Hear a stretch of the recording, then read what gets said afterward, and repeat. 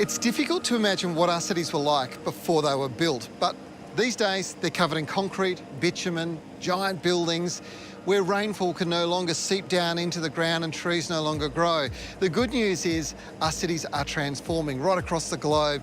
And a good example are places like Singapore and also Chicago in the US, where they've mandated that rooftops have to be gardens and the sides of buildings are green.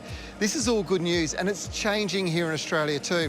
This is 140 William Street in Perth. Now, this building has been built purposely to have green rooftops, and the benefits are amazing. Julian Rose is a mate of mine doing amazing stuff working on greening our city's roofs. His company, Deep Green Landscaping, is transforming Perth's walls and rooftops, and I thought it opportune to ask him about his projects. So Julian, why create green roofs in cities?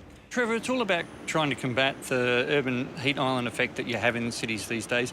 By putting a green roof out here on a space like this, we can help insulate the building more, we can treat the stormwater that goes through the building and increase the Green Star rating of a building to be as energy efficient as they can.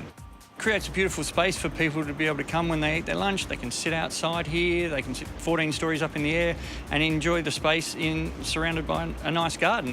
The roof is obviously covered in a gravel mulch in some parts, but you've had to put soil in. How much soil have you got? Well, Trevor, where the soil starts here from this edge moving backwards, we've got 100 millimetres of soil here, yep. And it moves up to about 300 millimetres thick up the back. We've got succulents growing here in the thinner 100 mil layer of soil, with the natives where it's 200 mil and 300 mil up the back there. So the bigger they are, the more root space they require. Yeah. Tell me about the soil.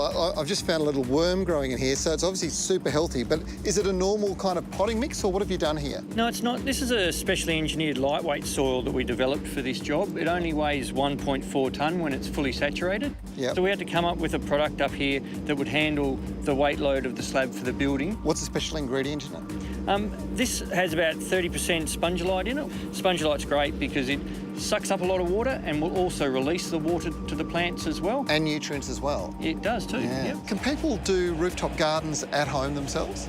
Yeah, they definitely can, Trevor. I mean, we've worked out a system now that only weighs about 150 to 200 kilos per square metre, yep. And you can retrofit that to an existing roof, or you can incorporate it into a new build. And so if people want a little bit more advice, maybe they can check out your website? They definitely can. Come and see us and we can help them out with building a green roof on their existing house. It's very cool. Well done, mate.